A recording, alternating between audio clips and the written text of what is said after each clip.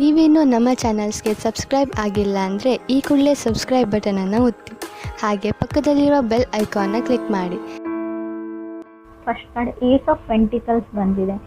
ಏಸ್ of ಪೆಂಟಿಕಲ್ಸ್ನ ನಾವು new beginnings ಅಂತ ಕರಿತೀವಿ, ಅಥವಾ ಪೆಂಟಿಕಲ್ಸ್ ಅಂದರೆ ಹಣ ಅಂತ ನಾನು ತುಂಬ ಸರ್ತಿ ಹೇಳಿದ್ದೀನಿ. ಡೌನ್ ಪೇಮೆಂಟ್, ಯಾವುದಾದ್ರೂ ಕಾರ್ ಅಥವಾ ವೆಹಿಕಲ್ ತೊಗೊಳೋಕ್ಕೆ ಡೌನ್ ಪೇಮೆಂಟ್, ಅಥವಾ ಯಾವುದಾದ್ರೂ ಸೈಟ್ ಇರ್ಬೋದು, ಅಪಾರ್ಟ್ಮೆಂಟ್ಸ್ ಇರ್ಬೋದು, ಆ ಥರ ಡೌನ್ ಪೇಮೆಂಟ್ ಮಾಡ್ತೀರಾ ಜಿಲಿ ಅಂತ ಹೇಳ್ತಾ ಇದೆ cards. Financial project, related to financial project ಅಂತ ಹೇಳ್ತೀವಿ ನಾವು. ಆನ್ಸರ್ಡ್ ಪ್ರೇಯರ್ಸ್ ಅಂತ, ನೀವು ಇಷ್ಟು ದಿನ ಏನು ದೇವ್ರ ಹತ್ರ ಪ್ರಾರ್ಥನೆ ಮಾಡ್ಕೊಳ್ತಾ ಇದ್ದೀರಿ, ಏನು ನಿಮ್ಮ ಕ್ವಶನ್ಸ್ ಇತ್ತು ದೇವ್ರ ಮುಂದೆ, ನೀವು ತುಂಬ ಕ್ವಶನ್ಸ್ನ ಕೇಳ್ತೀರಾ, ತುಂಬ ಕಷ್ಟಗಳನ್ನ ತೋಡ್ಕೊಳ್ತೀರಾ, ಯಾಕೆ ನನಗೆ ಇಷ್ಟು ಕಷ್ಟ, ಆ ಥರ ತುಂಬ ಕ್ವಶನ್ಸ್ ಇರುತ್ತೆ. ನಿಮ್ಮ ಎಲ್ಲ ಕ್ವಶನ್ಸ್ಗೂ ಉತ್ತರಗಳು ಈ ತಿಂಗಳು ನಿಮ್ಗೆ ಸಿಗುತ್ತೆ. ಬೈಯಿಂಗ್ ಆ್ಯಂಡ್ ಮೂವಿಂಗ್ ಅಂತ ಹೇಳ್ತಾ ಇದೆ. ಮೇ ಬಿ ನೀವು ಮನೆ ಶಿಫ್ಟ್ ಮಾಡ್ಬೋದು, ಹೊಸ ಮನೆ ತೊಗೊಳ್ಬೋದು, to bigger and better home ಅಂತ ಕೂಡ ಕಾರ್ಡ್ ಹೇಳ್ತಾ ಇದೆ. ನಿಮ್ಮ ರಿಲೇಷನ್ಶಿಪ್ಪು ಮನಿ ಜೊತೆ ತುಂಬ ಚೆನ್ನಾಗಿರುತ್ತೆ ಅಂತ ಪೆಂಟಿಕಲ್ಸ್ ಹೇಳುತ್ತೆ. ಸೊ ಯಾವಾಗಲೂ ಅಷ್ಟೇ, ಹಣನ ನಾವು ಹೇಗೆ ಟ್ರೀಟ್ ಮಾಡ್ತೀವಿ ಅದೇ ಥರ ಹಣ ನಮಗೆ ಟ್ರೀಟ್ ಬ್ಯಾಕ್ ಮಾಡುತ್ತೆ ಅಂತ ಹೇಳ್ತೀವಿ. ಅದಕ್ಕೆ ನಾವು ಜಾಸ್ತಿ ವ್ಯಾಲ್ಯೂ ಕೊಟ್ಟಿಲ್ಲ ಅಂದರೆ ಅದು ಕೂಡ ನಮ್ಗೆ ವ್ಯಾಲ್ಯೂ ಕೊಡೋಲ್ಲ. ಸೊ ಸ್ವಲ್ಪ ಹಣದ ಬಗ್ಗೆ ಅಲಕ್ಷ್ಯ ಮಾಡಬೇಡಿ ಅಂತ ಹೇಳುತ್ತೆ. ಸೆಕೆಂಡ್ ಕಾರ್ಡ್ ನನಗೆ 6 ಆಫ್ ಸೋರ್ಡ್ಸ್ ಬಂದಿದೆ. ಸೊ 6 ಆಫ್ ಸೋರ್ಡ್ಸ್ನ ನಾವು ಫ್ಯಾಮಿಲಿ ಕಾರ್ಡ್ ಅಂತ ಹೇಳ್ತೀವಿ, ಕಿಡ್ಸ್ ಅಂತ ಹೇಳ್ತೀವಿ. ಸೊ ಸ್ಟಾರ್ಟಿಂಗ್ ಫ್ರಮ್ ಸ್ಕ್ರ್ಯಾಚ್ ಅಂತ ಹೇಳ್ತೀವಿ. ರಿಲೋಕೇಟ್ ಆಗ್ತೀರಾ ನಿಮ್ಮ ಪಾರ್ಟ್ನರ್ಸ್ ಜೊತೆ, ನಿಮ್ಮ ಲೈಫ್ ಚೇಂಜ್ ಮಾಡ್ಕೊಳ್ತೀರಾ, ಲೈಫ್ ಸ್ಟೈಲ್ ಚೇಂಜ್ ಆಗುತ್ತೆ. ಬಿಕಾಸ್ ಆಫ್ ನೀವು ಬೇರೆ ಸ್ಟೇಟಿಗೆ ಟ್ರಾವೆಲ್ ಮಾಡ್ತಾ ಇದ್ದೀರಾ, ಅಥವಾ ಫಾರಿನ್ ಲ್ಯಾಂಡ್ಗೆ ಟ್ರಾವೆಲ್ ಮಾಡೋ ಪ್ಲ್ಯಾನ್ಸ್ ಇದೆ ನಿಮಗೆ, ಅಥವಾ ಫಾರಿನ್ ಲ್ಯಾಂಡಿಂದ ನೀವು ಮದುವೆಗೆ ಟ್ರೈ ಮಾಡ್ತಾ ಇದ್ದಾರೆ. 6 ಆಫ್ ಸೋರ್ಸ್, ಫಾರಿನ್ ಲ್ಯಾಂಡಿಂದ ನಿಮಗೆ ಆಫರ್ಸ್ ಬರೋ, ಇನ್ವಿಟೇಷನ್ಸ್ ಬರೋ ಚಾನ್ಸಸ್ ಇದೆ, ಮದುವೆಗೋಸ್ಕರ ವೆಯ್ಟ್ ಮಾಡ್ತಾ ಇರೋರಿಗೆ. ಅಥವಾ ಫಾರಿನ್ ಲ್ಯಾಂಡಿಂದ ಅಥವಾ ಬೇರೆ ಸ್ಟೇಟಿಂದ ಮೆಸೇಜು ಅಥವಾ ಟೆಕ್ಸ್ಟು ಸೊ ನಿಮ್ಗೆ ಡೈಲಿ ಬರುತ್ತೆ ಅಂತ ಕೂಡ ಕಾರ್ಡ್ ಹೇಳ್ತಾ ಇದೆ. ಥರ್ಡ್ ಕಾರ್ಡ್ ನನಗೆ 2 ಆಫ್ ಸೋರ್ಡ್ಸ್ ಬಂದಿದೆ. ತುಂಬ ಕ್ರಾಸ್ ರೋಡ್ಸ್ ಅಂದರೆ ತುಂಬ ಕಷ್ಟಗಳು, ತುಂಬ ಕಷ್ಟದ ದಾರಿಯಿಂದ ನಡೆದು ಬಂದಿದ್ದೀರಾ ಇಲ್ಲಿವರೆಗೂ. ಇವಾಗ ಹೇಗೆ ನನ್ನ ಲೈಫ್ನ ಚೇಂಜ್ ಮಾಡ್ಕೊಳ್ಳಿ ಅಂತ ಕೆಲವರು ಯೋಚನೆ ಮಾಡ್ತಾ ಇದ್ದಾರೆ. ಅನ್ಸರ್ಟನಿಟಿ ಇನ್ನೂ ಇದೆ ಲೈಫಲ್ಲಿ, ಯಾವುದು ದೃಢವಾಗಿಲ್ಲ ಅಂತ ನಿಮಗೆ ಅನ್ನಿಸ್ತಾ ಇದೆ. ಆವಾಗ ನೀವೇನು ಮಾಡ್ತೀರಾ, ಸೊ ಯಾವುದಾದ್ರೂ ಬೇರೆ ಊರಿಗೆ ಅಥವಾ ಬೇರೆ ಜಾಗಕ್ಕೆ, ಬೇರೆ ಮನೆಗೆ ಶಿಫ್ಟ್ ಆದರೆ ನನ್ನ ಲೈಫ್ ಚೇಂಜ್ ಆಗುತ್ತಾ ಅಂತ. ಸೊ ಆ ಥರ ಯೋಚನೆ ಮಾಡಿಬಿಟ್ಟು ನಿಮ್ಮ ಬ್ಯಾಗ್ನ ಪ್ಯಾಕ್ ಮಾಡಿಕೊಂಡು ಬೇರೆ ಕಡೆ ಹೋಗ್ತೀರಾ.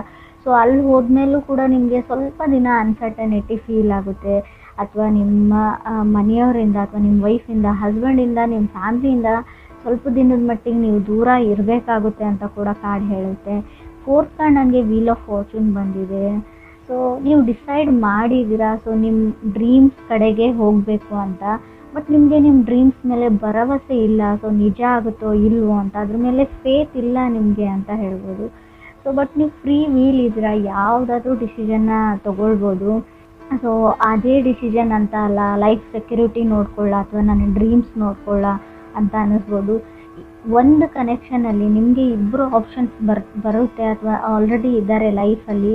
ಸೊ ಈ ಕಡೆ ನಿಮಗೆ ಡ್ರೀಮ್ಸ್ ಮ್ಯಾನ್ ಆರ್ ಗರ್ಲ್ ಇದ್ದಾರೆ, ಈ ಕಡೆ ನಿಮ್ಮ ಲೈಫ್ ಸೆಕ್ಯೂರಿಟಿ ಆ್ಯಂಡ್ ವಿಸ್ಡಮ್ ಇದೆ. ಯಾವುದನ್ನು ಚೂಸ್ ಮಾಡ್ಕೊಳ್ಳಿ ಅನ್ನೋ ಕನ್ಫ್ಯೂಷನ್ಸ್ ಇದೆ. ಬಟ್ ನಿಮಗೆ ದೇವ್ರ ಹತ್ರ ಪ್ರೇಯರ್ಸ್ ಮಾಡ್ಕೊಳ್ಳಿ, ನಿಮಗೆ ಗೊತ್ತು ಯಾವುದಾದ್ರೂ ಒಂದು ರೂಪದಲ್ಲಿ ಇಂಡಿಕೇಶನ್ಸ್ನ ಯಾವಾಗಲೂ ದೇವರು ನಿಮಗೆ ತೋರಿಸಿದ್ದಾನೆ, ಇನ್ನು ಮುಂದೆನೂ ತೋರಿಸ್ತಾನೆ ಅಂತ ಕೂಡ ಕಾರ್ಡ್ಸೇ ಹೇಳ್ತಾ ಇದೆ. 5th ಕಾರ್ಡ್ ಚಾರೆಟ್ ಕಾರ್ಡ್ ಬಂದಿದೆ. ಫಾರ್ವರ್ಡ್ ಮೂವಿಂಗ್ ಅಂತ ಹೇಳ್ತೀವಿ, ಎಲ್ಲೂ ನಿಂತ್ಕೊಳ್ಳಲ್ಲ. ಚಾರೆಟ್ ಕಾರ್ಡ್ ಬಂದರೆ ಒಂದು ವೆಹಿಕಲ್ ತೊಗೊಳ್ತೀರಾ, ಇಲ್ಲ 7th ಹೌಸ್ನ ನೋಡೋದಾದರೆ ನಾನು ತುಂಬ ಎಮೋಷ್ನಲ್ ಇದ್ದರೂ ಚಾರೆಟ್ ಕಾರ್ಡ್ ಬರುತ್ತೆ. ಎಮೋಷ್ನಲ್ ಇನ್ ಕನೆಕ್ಷನ್, ತುಂಬ ಜಗಳಗಳಾಗುತ್ತೆ, ಆರ್ಗ್ಯುಮೆಂಟ್ ಆಗುತ್ತೆ, ಮತ್ತೆ ಪ್ಯಾಚಪ್ ಆಗ್ತೀರಾ. ಏನೋ ಗೊತ್ತಿಲ್ಲ, ಅವ್ರ ಜೊತೆ ಇದ್ದರೆ ನಿಮಗೆ ಯಾವುದೇ ಲಾಭ ಇಲ್ಲ, ಏನೂ ಇಲ್ಲ, ಅಲ್ಲಿ ನೀವೇ ಎಮೋಷ್ನಲಿ ಡ್ರೈನ್ ಆಗ್ತೀರ. ಬಟ್ ಅವ್ರನ್ನ ಬಿಟ್ಟಿರೋ ಶಕ್ತಿ ನಿಮಗಿಲ್ಲ, ಏನೇ ಆಗಲಿ ಅವ್ರ ಜೊತೆನೇ ಇರಬೇಕು ಅಂತ ಅಂದ್ಕೊಳ್ತೀರ. ಬಟ್ ಈಗೋ ಪ್ರಾಬ್ಲಮ್, ಸಡನ್ನಾಗಿ ಸಣ್ಣ ಪುಟ್ಟ ವಿಷಯಕ್ಕೆ ಜಗಳ ಆಡಿಬಿಟ್ಟು ಎಲ್ಲಿಗೋ ಹೋಗಿಬಿಡುತ್ತೆ ಅಂತ ಕೂಡ ಕಾರ್ಡ್ ಹೇಳ್ತಾ ಇದೆ. ಆದಷ್ಟು ಜಗಳ ಆಡದೇ ಇರೋಂಗೆ ನೀವು ಕಾಪಾಡ್ಕೊಂಡ್ರೆ ನಿಮ್ಮ ರಿಲೇಷನ್ಶಿಪ್ ಗಟ್ಟಿಯಾಗಿರುತ್ತೆ ಅಂತ ಕಾರ್ಡ್ ಹೇಳುತ್ತೆ. 6th ಕಾರ್ಡ್ ನನಗೆ ಕ್ವೀನ್ ಆಫ್ ಪೆಂಟಿಕಲ್ಸ್ ಬಂದಿದೆ. Queen of pentacles stability. So like real estate ವ್ಯವಹಾರ ಮಾಡ್ಬೋದು, ನೀವು ಏನಾದರೂ ತೊಗೊಳ್ಬೋದು ಅಂತ ನಾನು ಮುಂಚೆನೇ ಹೇಳಿದ್ದೀನಿ ಫಸ್ಟ್ ಕಾರ್ಡಲ್ಲಿ, ಏಸ್ ಆಫ್ ಪೆಂಟಿಕಲ್ಸಲ್ಲಿ. ಸೊ ಮೆಟೀರಿಯಲಿಸ್ಟಿಕ್ ವರ್ಲ್ಡಲ್ಲಿ ಫರ್ನಿಚರ್ ಆಗ್ಬೋದು, ಜ್ಯುವೆಲರಿ ಆಗ್ಬೋದು, ಆ ಥರ ಖರೀದಿ ಮಾಡ್ತೀರಾ. ಸೊ ಯಾರಿಗೋ ಆ್ಯನಿವರ್ಸ್ರಿ ಇರ್ಬೋದು, ನಿಮ್ಮ ಮದುವೆ ಆ್ಯನಿವರ್ಸ್ರಿ, ಸೊ ಯಾರ್ದಾದ್ರು ಬರ್ಡೇ ಇರ್ಬೋದು, ಅಥವಾ ನಿಮ್ಮ ಫ್ರೆಂಡ್ ಸರ್ಕಲಲ್ಲಿ ಫ್ಯಾಮ್ಲಿಯಲ್ಲಿ ಮ್ಯಾರೇಜಸ್ ಇರ್ಬೋದು. ಸೊ ತುಂಬ ಶಾಪಿಂಗ್ ನೀವು ಮಾಡ್ತೀರಾ, ಆಲ್ರೆಡಿ ಮಾಡಿದ್ದೀರಾ, ನಿಮ್ಮದೇ ಮದುವೆ ಕೂಡ ಕೆಲವ್ರದ್ದು ಇರ್ಬೋದು ಅಂತ ಕಾರ್ಡ್ ಹೇಳುತ್ತೆ. 7th ಕಾರ್ಡ್ 4 ಆಫ್ ಕಪ್ಸ್ ಇದೆ. ಸೊ ಮುಂಚೆ 4 ಆಫ್ ಕಪ್ಸ್ ಅಂದರೆ ನಿಮ್ಮನ್ನು ಯಾರೋ ರಿಜೆಕ್ಟ್ ಮಾಡಿದ್ದಾರೆ. ಇವಾಗ ಏನಂದರೆ ಅವ್ರು ನಿಮಗೆ ಎಂಟರ್ಟೈನ್ ಮಾಡ್ತಾ ಇದ್ದಾರೆ. ಯಾವ ಥರ ಅಂದರೆ ನಿಮ್ಮ ಜೊತೆ ಕಮ್ಯುನಿಕೇಟ್ ಮಾಡೋಕ್ಕೆ ಟ್ರೈ ಮಾಡ್ತಾ ಇದ್ದಾರೆ. ಸೊ ಏನಿದೆ ಅವ್ರ ಮನಸ್ಸಲ್ಲಿ ಅಂತ ಗೊತ್ತಾಗ್ತಾ ಇಲ್ಲ. ಆಲ್ರೆಡಿ ನಿಮಗೆ ನೋ ಹೇಳಿದ್ದಾರೆ, ಆದರೂ ಕೂಡ ಏನೋ ಮುಂಚೆ ಅವರು ನೋ ಹೇಳಿಬಿಟ್ಟು ನಿಮ್ಮ ಜೊತೆ ಕಮ್ಯುನಿಕೇಷನ್ ಸ್ಟಾಪ್ ಮಾಡ್ಕೊಂಡ್ಬಿಟ್ಟು ದೆ ವೆಂಟ್ ಕೋಲ್ಡ್ ಅಂತ ಹೇಳ್ತಾ ಇದೆ. ಸೊ ಬಟ್ ಇವಾಗ ಅವ್ರು ನಿಮ್ಮನ್ನು ಎಂಟರ್ಟೈನ್ ಮಾಡ್ತಾ ಇದ್ದಾರೆ. ಯಾಕಂದರೆ 8 ಕಾರ್ಡ್ 3 ಆಫ್ ಕಪ್ಸ್ ಬಂದಿದೆ. ಸೊ ನಿಮ್ಗೆ ಅನಿಸುತ್ತೆ ಅವ್ರು ನನ್ನ ಜೊತೆನೇ ಈ ಥರ ನಡ್ಕೊಳ್ತಾರಾ ಅಥವಾ ಬೇರೆ ಎಲ್ಲರ ಜೊತೆನೂ ಈ ಥರನೇ ಇರ್ತಾರಾ ಫ್ರೆಂಡ್ಲಿ ಅಂತ ಕನ್ಫ್ಯೂಷನ್ಸಲ್ಲಿ ಇರ್ತೀರಾ. ಆ ಥರ ವ್ಯಕ್ತಿ, ಸೊ ಮುಂಚೆ ರಿಜೆಕ್ಟ್ ಮಾಡಿರೋ ವ್ಯಕ್ತಿ ನಿಮಗೆ ಕಮ್ಯುನಿಕೇಟ್ ಮಾಡ್ತಾರೆ ಅಂತ ಕೂಡ ಕಾರ್ಡ್ ಹೇಳ್ತಾ ಇದೆ. 9th ಕಾರ್ಡ್ ನನಗೆ ನೈಟ್ ಆಫ್ ವಾಂಡ್ಸ್ ಬಂದಿದೆ. ಮೇ ಬಿ ನಿಮಗೆ ಅವರಿಂದ ರಿಜೆಕ್ಟ್ ಮಾಡಿರೋ ವ್ಯಕ್ತಿಯಿಂದ ಅಥವಾ ಅದರ್ ಪರ್ಸನ್ನಿಂದ ತುಂಬ ದಿನ ಆಯಿತು ಯಾವುದೇ ಮೆಸೇಜ್, ಕಾಲ್, ಟೆಕ್ಸ್ಟ್ ಬಂದಿಲ್ಲ. ಸೊ ಒಂದು ಮೆಸೇಜ್ ಬರಲಿ, ಕಾಲ್ ಬರಲಿ. ಸೊ ಆಲ್ರೆಡಿ ಅರ್ಧ ಮೆಸೇಜ್ನ ಟೈಪ್ ಮಾಡಿಬಿಟ್ಟು ಡಿಲೀಟ್ ಮಾಡ್ತೀರಾ, ನೀವು ಸೆಂಡ್ ಮಾಡಲ್ಲ. ಸೊ ನಾನೇ ಯಾಕೆ ಮಾಡಲಿ ಅಂತ. ಸೊ ಏನೋ ನಿಮ್ಮ ಲಾಸ್ಟ್ ಡಿಸಿಷನ್ ಕೇಳಬೇಕಿದೆ, ನಿಮ್ಮ ಮದುವೆ ಫಿಕ್ಸ್ ಆಗಬೇಕಿದೆ, ಸೊ ಎಸ್ ಹೇಳಬೇಕಿದೆ. ಒಂದು ಮಾತು ಅವ್ರನ್ನ ಕೇಳಿಬಿಡಲ್ಲ. ಆಲ್ರೆಡಿ ನೀವು ಪ್ರಪೋಸ್ ಮಾಡಿರ್ಬೋದು, ಅವ್ರಿಗೆ ಎಸ್ ನೋ ಏನೂ ಹೇಳಿರ್ಲಿಕ್ಕಿಲ್ಲ, ಅಥವಾ ನೀವು ರಿಲೇಷನ್ಶಿಪ್ಪಲ್ಲಿ ಇದ್ಬಿಟ್ಟು ಯಾವುದೇ ಅವ್ರಿಗೊಂದು ಮಾತು ಹೇಳಬೇಕು ಅಂತ ಅಂದ್ಕೊಳ್ತಾ ಇದ್ದೀರಾ.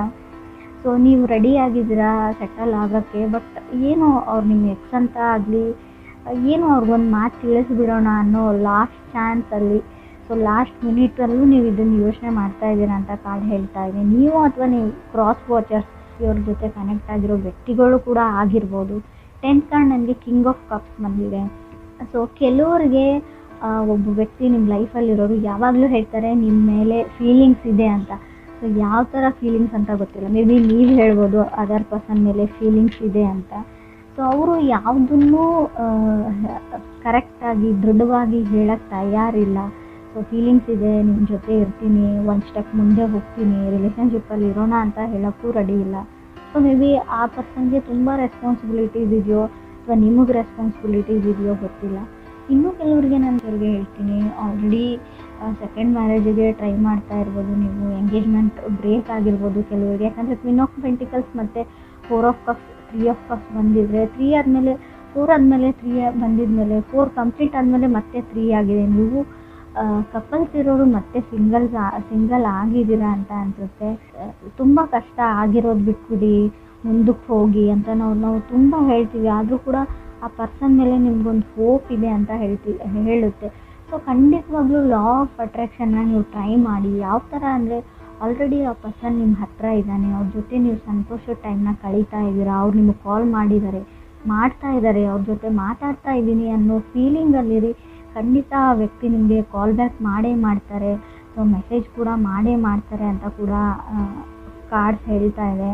ಸೊ ನಿಮಗೆ ತುಂಬ ಟ್ರಾವೆಲ್ ಆಪರ್ಚುನಿಟೀಸ್ ನಿಮಗೆ ಸಿಗುತ್ತೆ. ಸೊ ಖಂಡಿತ ನಿಮ್ಗೆ ಅನಿಸ್ಬೋದು ನಾನು ಇರೋ ಜಾಗದಿಂದ ಬೇರೆ ಜಾಗಕ್ಕೆ ಹೋಗಲ್ಲ, ಪ್ಲೇಸಿಗೆ ಹೋಗಲ್ಲ ಅಂತ ಅನಿಸುತ್ತೆ. ಸೊ ನೀವಿರೋ ಜಾಗದಿಂದ ನೀವಿರೋ ಮನೆಯಿಂದ ಬೇರೆ ಕಡೆ ಹೋಗಿ ನೋಡಿ, ಹೊಸ ಜನಗಳ ಜೊತೆ ಬೆರೆತು ನೋಡಿ. ನಿಮಗೇನೋ ಹೊಸ ಆಪರ್ಚುನಿಟಿ, ಹೊಸ ಒಂದು ಬಾಗಿಲು ಓಪನ್ ಆಗುತ್ತೆ. ನಿಮ್ಮ ಲೈಫ್ ಹಿಂಗೂ ಇದೆಯಾ, ಇದೇ ಥರನೂ ಇರ್ತಾರ ಜನ ಅನ್ನೋ ಎಕ್ಸ್ಪೀರಿಯೆನ್ಸು ನೀವು ಮಾಡ್ತೀರಾ. ತುಂಬ ಮೂಡಿ ಆಗಿಬಿಡಿ. ಸೊ ನನಗೆ ಯಾರ ಜೊತೆನೂ ಮಾತಾಡಲ್ಲ, ನನ್ನ ಲೈಫ್ ಇಷ್ಟೇ, ಸೊ ಯಾವಾಗಲೂ ನನಗೆ ಕೆಟ್ಟದ್ದೇ ಆಗುತ್ತೆ, ಆ ಥರ ಯೋಚನೆ ಮಾಡೋದನ್ನು ಬಿಟ್ಬಿಡಿ ಅಂತ ಹೇಳುತ್ತೆ. ಆದಷ್ಟು ಹಣನ ಸೇವ್ ಮಾಡಿ ಅಂತ ಹೇಳ್ತೀನಿ. ಲವ್ಲೆಸ್ ರೀಡಿಂಗ್ ಆಗಿರ್ಬೋದು, ಬಟ್ ನಾನು ರೀಡಿಂಗಲ್ಲಿ ಏನು ಬರುತ್ತೆ ಅದನ್ನು ಹೇಳ್ತೀನಿ. ಯಾರನ್ನೋ ನಂಬ್ತಾ ಇದ್ದೀರಾ, ಸೊ ಆಲ್ರೆಡಿ ದುಡ್ಡು ಕೊಟ್ಟಿದ್ದೀರಾ, ಸೊ ಇವಾಗಲೂ ದುಡ್ಡು ಕೊಡ್ತಾ ಇದ್ದೀರಾ, ನನ್ನ ಕಣ್ಮುಂದೆ ಬರ್ತಾ ಇದೆ ಅದು. ಸೊ ಸ್ಟಾಪ್ ಗಿವಿಂಗ್ ದಮ್ ಅಂತ ನಾನು ಹೇಳ್ತೀನಿ. ನಿಮ್ಮನ್ನು ಬರೀ ದುಡ್ಡಿಗೋಸ್ಕರ ಬಳಸ್ಕೊಳ್ತಾ ಇದ್ದಾರೆ. ಅವ್ರು ತುಂಬ ಒಳ್ಳೆ ವ್ಯಕ್ತಿನೂ ಆಗಿರ್ಬೋದು, ಬಟ್ ಅದೇ ದುಡ್ಡಿನ ವಿಷಯಕ್ಕೆ ಫ್ಯೂಚರಲ್ಲಿ ನಿಮಗೆ ಮನಸ್ತಾಪಗಳು ಬರ್ಬೋದು. ಸೊ ನಿಮ್ಮ ಹತ್ರ ದುಡ್ಡು ಇಲ್ಲ ಅಂತ ಹೇಳಿಬಿಟ್ಟು ಹಿಂದಕ್ಕೆ ಸರ್ಕೊಳ್ಳೋಕೆ ಟ್ರೈ ಮಾಡಿ. ಸೊ ನನ್ನ ಹತ್ರ ಇದೆ, ನಾನು ಸಹಾಯ ಮಾಡ್ತೀನಿ ಅಂದ್ಕೊಳ್ಬೇಡಿ. ಬೇರೆ ಯಾವುದೋ ರೂಪದಲ್ಲಿ ಅವ್ರಿಗೆ ದುಡ್ಡು ಸಿಗುತ್ತೆ, ನೀವು ಒಬ್ಬರೇ ಇಲ್ಲ ಅಂತ ಕೂಡ ಕಾರ್ಡ್ಸ್ ಹೇಳ್ತಾ ಇದೆ. ಅವ್ರಿಗೆ ಹೆಲ್ಪ್ ಮಾಡೋರು. ಸೊ ಬಿ ಕೇರ್ಫುಲ್ ಅಂತ ಹೇಳ್ತೀನಿ.